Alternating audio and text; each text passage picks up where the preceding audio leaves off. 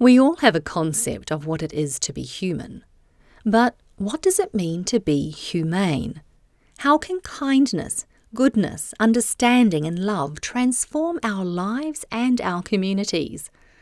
I'm Kim Forrester. You're listening to the Eudaemonia podcast, and today we're going to explore how we can heal our world through humanity. Welcome to Eudaemonia, the podcast that is all about flourishing. Plug in, relax, and get ready for the goodness as we explore the traits and practices that can help you thrive in life. With your host, Kim Forrester.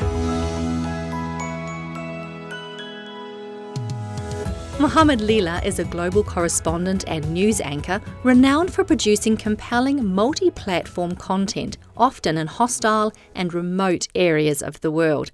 His career has taken him from CBC to ABC News and on to CNN, where his work included powerful investigative reporting for the CNN Freedom Project. In 2019, Mohammed founded Goodable, the world's first 24/7 news network devoted purely to good news. It is my delight to be connecting with Mohammed today to explore the concept of applied humanity and to discuss how we can each become more compassionate, more kind, and more connected with the people of our planet. Mohammed Lila, welcome to the Eudaemonia podcast. It is such a pleasure to have you here with me. How are you today?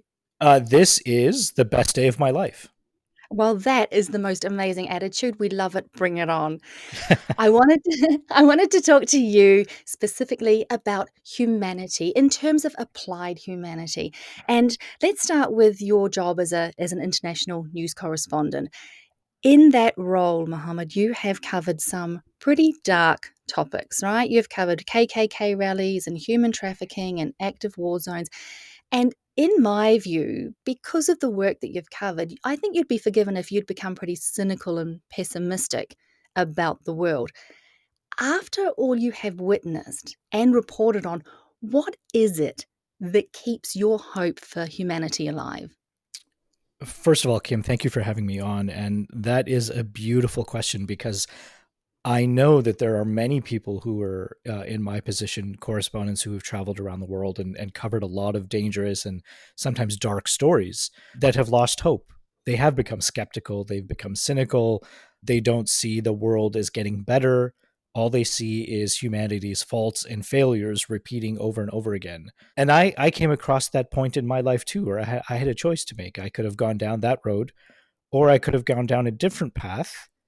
And I chose a different path. And the reason why is that when you travel around the world and you see so much darkness, there's something inside the human soul that cries out for good.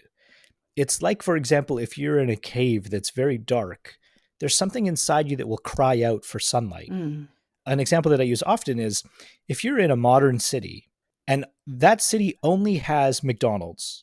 This is nothing against McDonald's. I have a lot of friends that go to McDonald's. I get McDonald's once in a while too. But if all you had to eat was McDonald's, and one day somebody opened up a health food store like a Whole Foods, imagine the attraction that one store would have because they were offering something meaningful and wholesome rather than something that was heavily processed and not always good for you.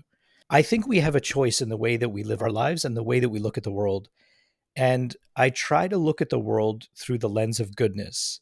And the one thing that I found in all of my travels, people ask me this all the time. What have you learned as a result of covering the Taliban in Afghanistan, covering ISIS, having them try to kill you, doing all this crazy stuff?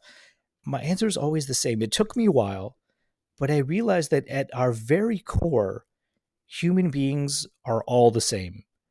If you ask a mother who lost her child in Chicago to a gang shooting how she feels, if you could extract that emotion from her and hold it in your hand, it would look and feel and weigh exactly the same as the grief of a mother in Afghanistan who lost her child to a drone strike. In that sense, every human being is the same. It doesn't matter what color you are, what language you speak, what race you are, or what religion. There's a fundamental aspect inside all of us that's the same. And I think because of that, if you look at all of the negative things happening in the world, you can say, great, this is horrible. There are all these negative things happening in the world. But you can also say, you know what? I saw this amazing story of a young girl, who rode her bicycle 1,000 miles with her grandfather or her father on her back just to get him treatment for COVID-19. What an amazing story. And that story is actually something that's not unique to one region. That's something that all of us have inside us to accomplish. And that is how I choose to look at the world. And that, I think, or I hope, is what keeps my humanity alive. We've become quite fixated on differences. And certainly, I think in our modern age, with information overload and with social media, the differences seem to be amplified. You're saying there, though, that we have this thread of humanity, and the way that you frame it beautifully is that sense of grief or the sense of love that we all share. Do you feel there is a way for us to see through our differences and find our way to that humanity, that human spark of life that we all share? I think, to tell you the truth, it's getting harder and harder because there are powerful forces in the world, including a lot of economics and a lot of business and a lot of money, that exists solely for the reason of keeping people apart. There are a lot of people that are making a lot of money by playing up the differences that we have between us. But I think it comes down to a very fundamental choice that we all have.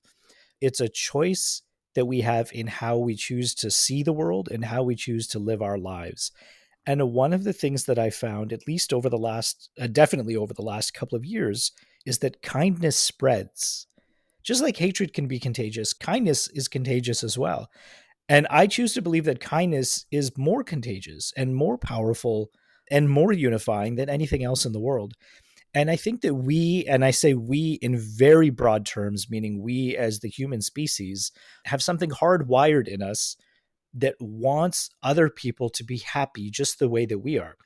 If you look at small children, they've run a number of tests where they show that children were given food and they were put into a room where they had friends or other children that didn't have food. And the food was something special, like a marshmallow or, a bag of crisps or chips, something that they really liked. And what they found was that the children would look at the ones that didn't have any and give them of their own supply that was given to them and share them. And they didn't get anything in return. They just saw the other child was sad and they gave them what they had themselves to make them happy.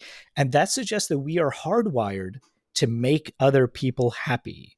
Somehow, I don't know how this happens quite, but somehow as we get older, all the forces of negativity in the world and selfishness and those things, somehow they kind of take over and they prevent that natural human instinct that we have from blossoming and from growing. And so I think what we really need is to go back and reclaim that part of our human nature that has been in us since day one, which is a desire to help people rather than hurt them. Mohammed, like you, I have been truly blessed to have been able to travel and live all over the world. And through those travels, I've come to understand and appreciate a wide range of cultures and faiths and worldviews. Do you feel that travel and diverse cultural experience is a powerful factor in expanding our sense of humanity? If I were to say 100%, that would be an understatement. I would say 1,000%. When I was young, when I was 17, my parents had saved some money for my first year's tuition at university.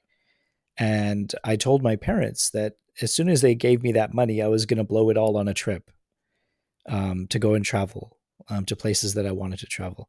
And so I somehow convinced them. I said, it's better that you give me the money while I'm 17 so that I can go and spend it, work over the summer and make the money back.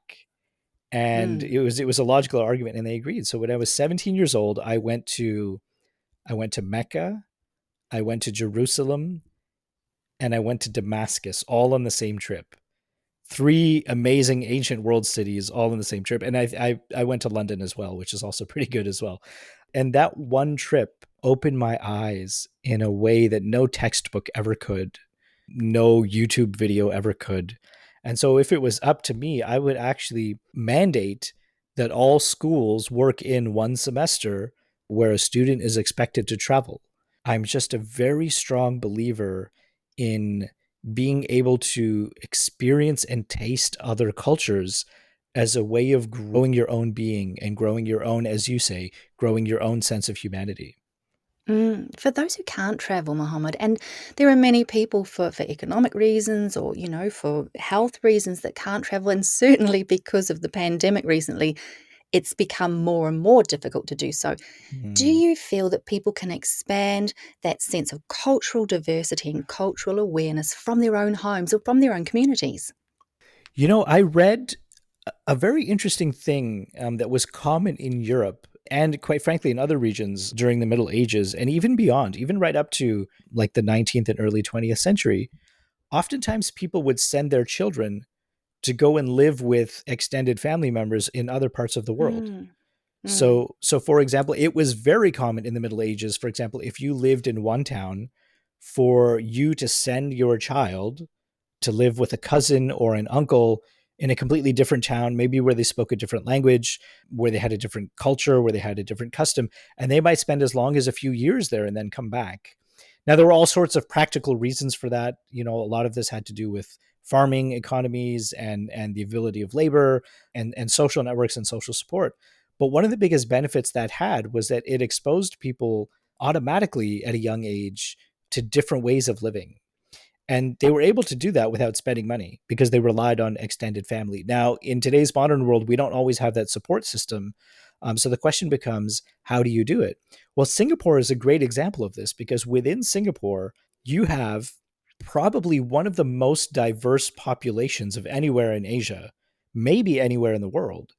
And so it's very easy to experience other cultures without leaving your city if you live in a place like Singapore.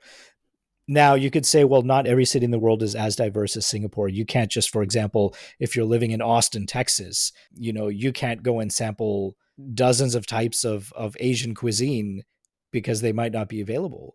mm, No, but even within the place that you live, just given the way the world is, there are people from other cultures. There are people who speak different languages. Again, Toronto, where I am, is not a good example because it's so diverse. But in Toronto, you walk into the shopping mall and you'll hear between 12 and 15 different languages being spoken at any given point. And for those of us that grew up in that environment, that's normal. You'll find the same in a lot of major world cities. So I think it's possible to supplement or maybe even replace travel by exposing yourself to cultures, languages, and people that don't look like you, that don't sound like you. Some of the smartest and the most well balanced people I've ever met were people who randomly decided to study a different language when they were in high school and completely immerse themselves into that culture that they didn't know before. mm. And I think that's something that everybody can do nowadays, I guess, because of the pandemic, even from the safety of their own homes.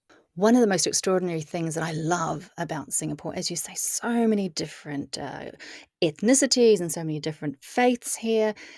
We celebrate just about every major religious festival from all the different religions and faiths around the world. We celebrate Vesak Day, which is Buddha's birthday, and we have Hari Raya Eid al-Fitr at the end of Ramadan, and Christmas and Easter and Chinese New Year. And certainly for me, and I know that anyone can do this in the community that they're in, celebrating someone else's special day. And I think that's so beautiful, Kim, because one of the things I think the world needs that would solve a lot of problems, both on a local scale and even a global scale, is just understanding how important things are to other people. Mm, So, for example, you're exposed in Singapore to Ramadan. You know that the Muslims are fasting. I don't know if you're fasting yourself, but that's okay. It's enough for somebody to look at another religion or another culture and say, I don't follow it, but I understand how important this is to them. mm, And I think that right there is actually the answer to world peace. So if you ask a very deeply religious Christian or a deeply religious Buddhist and a Muslim and you got them all to the same room, they're not magically all going to turn into the same religion overnight just by sitting and talking to each other.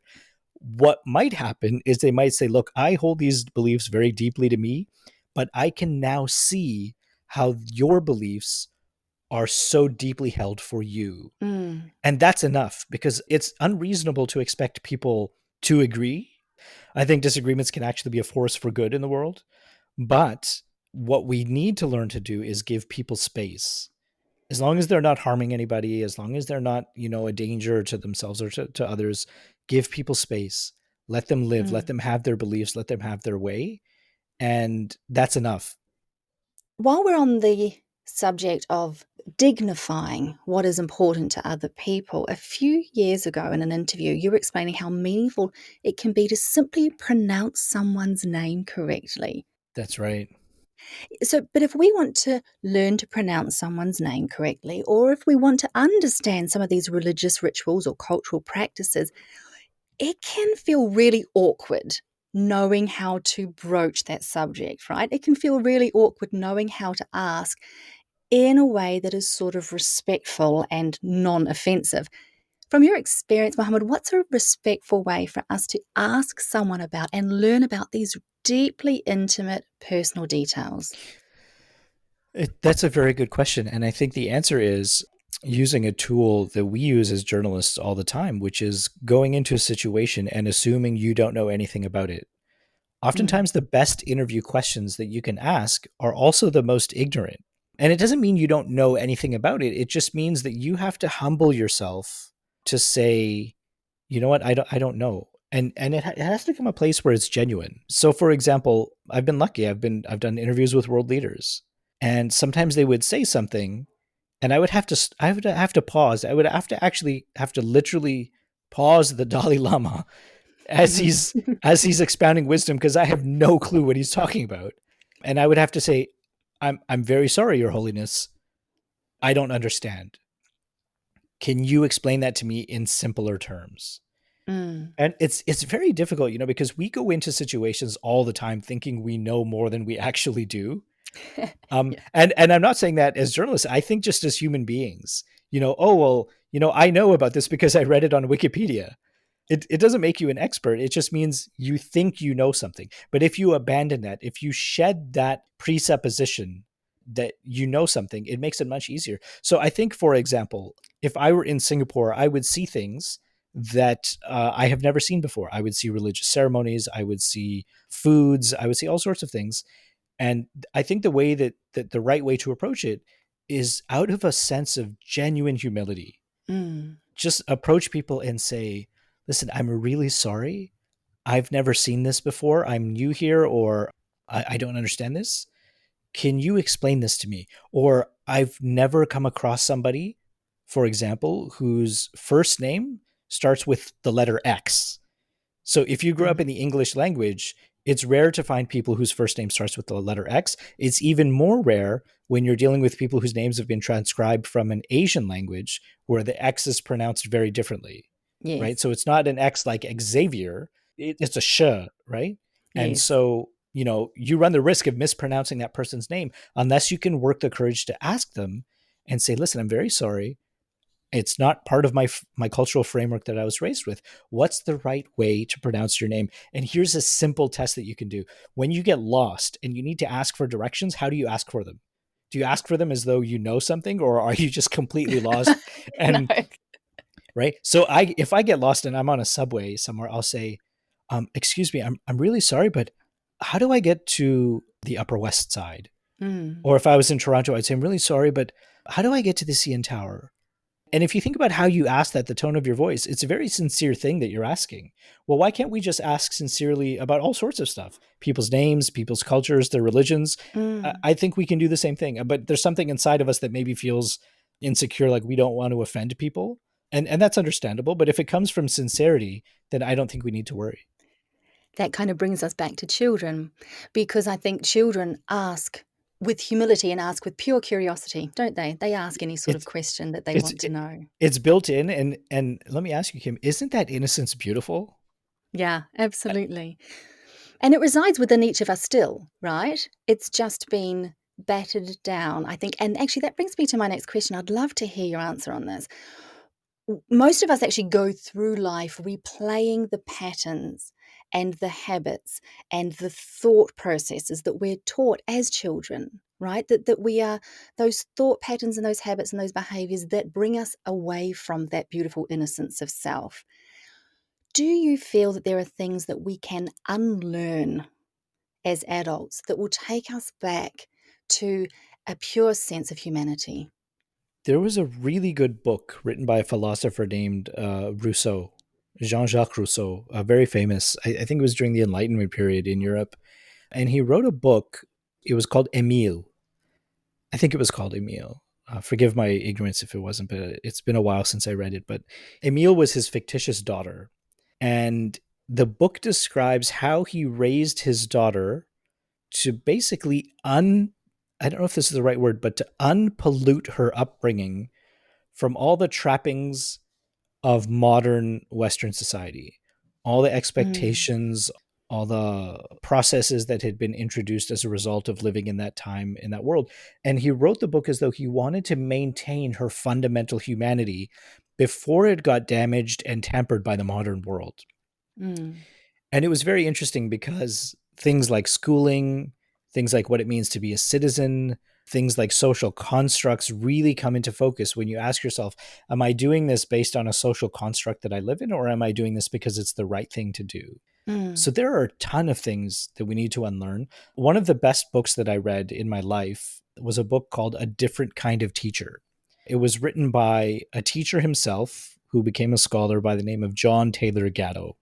And Mr. Gatto passed away recently, like in the last few years. But the book was so interesting because he ran his classroom in New York City very differently. He was in one of the most impoverished districts in all of America. Most of the children that he had were first or second generation immigrants.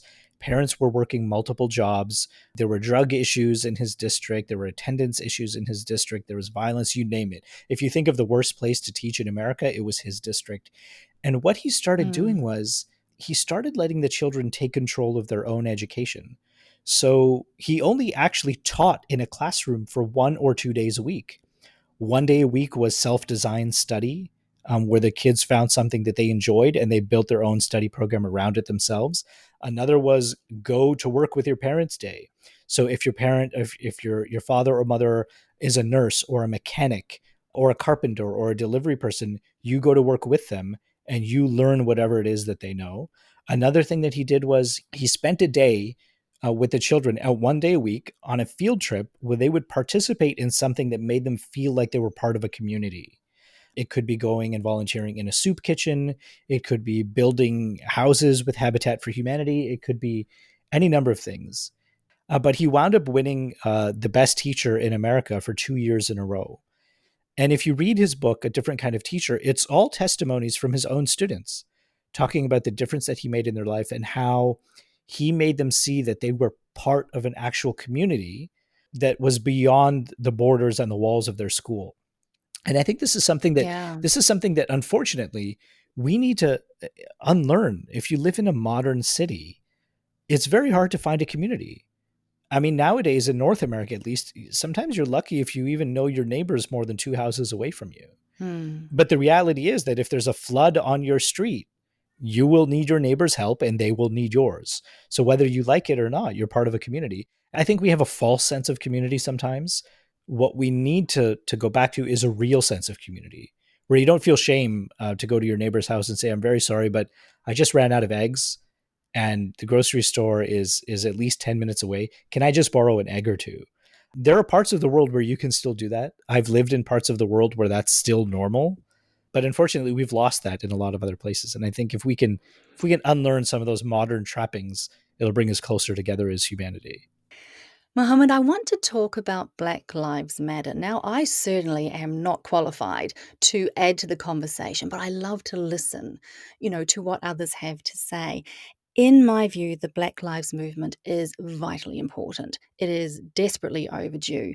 And I feel that it is about time that we had a conversation about systemic racism.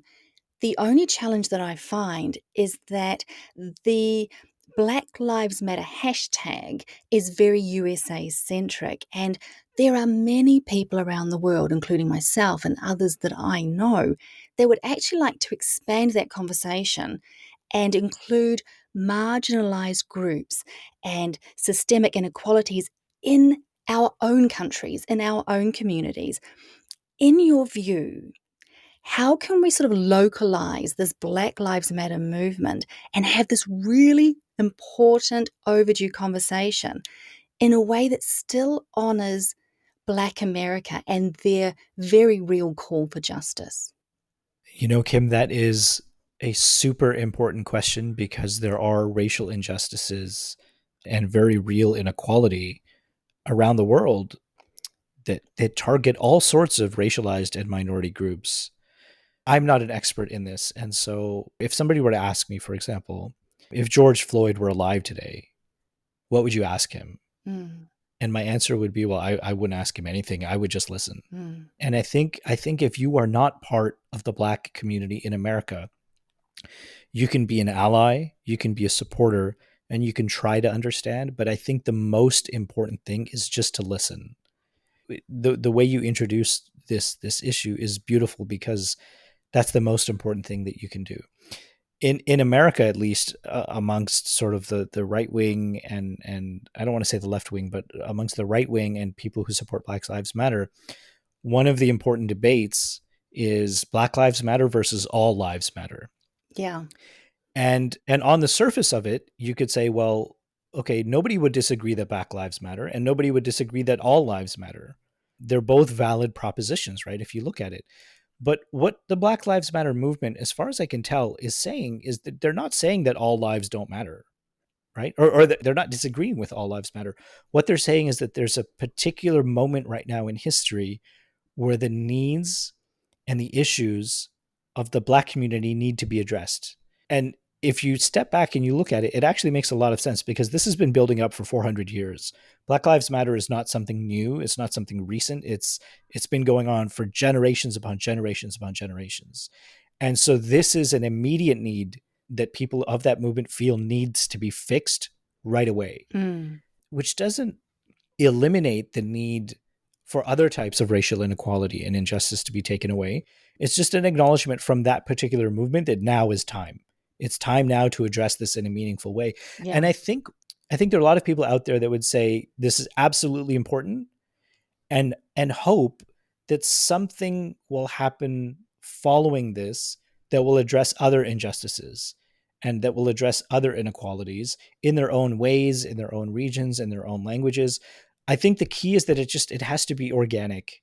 Anytime you try to create or manufacture a movement without organic grassroots support, it never succeeds. Again, I'm not an expert, and I just try to listen as much as I can, but pray and hope that something organic happens.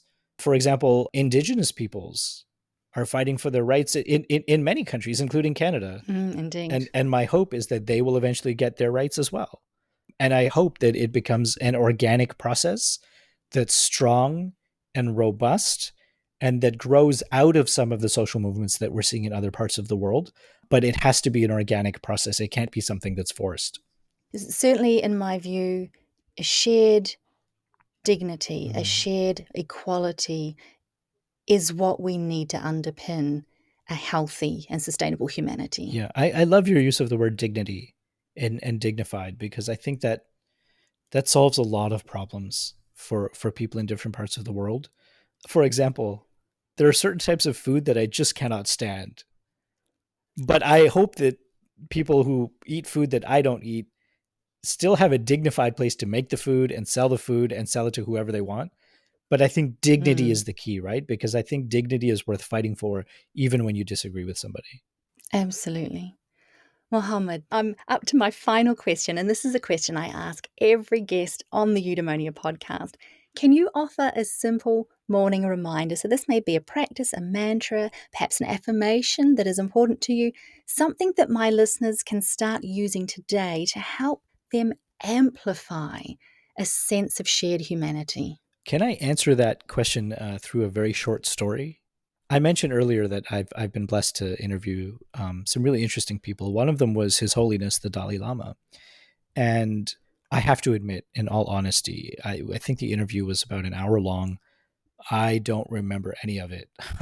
The interview was very structured, and I had to make sure I got all my questions out, and I don't remember much of it at all. Afterwards, when the interview is over, I felt like I could exhale a little bit, And I recall that during the interview, he was always laughing. He's a very giggly kind of person. He giggles a lot. And I said, Your Holiness, you're always laughing so much. When in your life were you the most happy? And I thought he would say when he was a child in Tibet, or maybe when he'd reached some milestone in his life. And without hesitating, he said, right now. And I said, Your Holiness, I'm sure this is just how you're charming to all the journalists that you meet. I'm sure you say that to everybody. And this is when he got serious. And he said, no. He said, yesterday, just memory in my mind, just in my head, just in my brain, it no longer exists, just a memory. And he said, tomorrow, just an expectation. Maybe come, maybe don't come, don't know. Only expectation in my mind. And he said, the only point where I exist is this moment right now. And he said, and now I have choice. And I choose happy. I choose happy.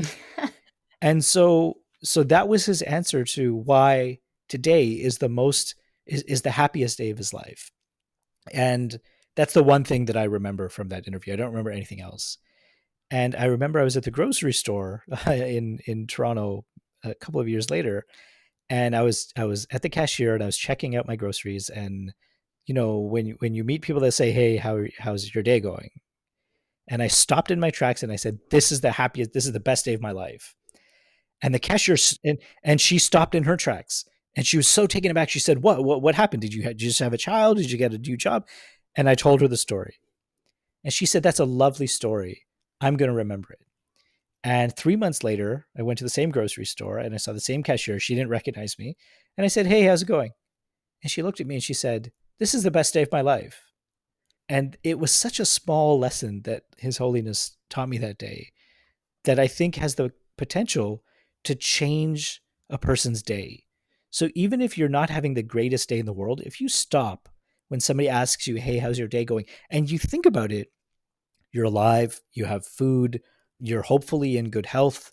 And this moment is the only moment that you can control. So why not choose to be happy? If we can implement that in our daily lives, I think the world would be a very, very different place. And I think it would amplify our shared sense of humanity. What a beautiful way to bookend the interview, because that's exactly how you started. That's right. You know what? That's right. That is how we started, isn't it? It's almost like you planned it, Mohammed. If my listeners want to learn more about you and particularly about Goodable, where can people find out more? So two things. One is find us primarily on Twitter. Our handle is @Goodable. Follow us, share us. Our DMs are always open. Send us your good stories. We're actually at the point where we are looking for good news correspondents around the world. So if you are plugged into any acts of goodness happening in your neighborhoods, please send them to us at Goodable. The next thing that we're going to be launching very soon in the next few days is we are going to be giving out our phone number. And we are going to ask people to add us to their contact list with our phone number so that they can reach us more or less whenever they want with any tips or story ideas.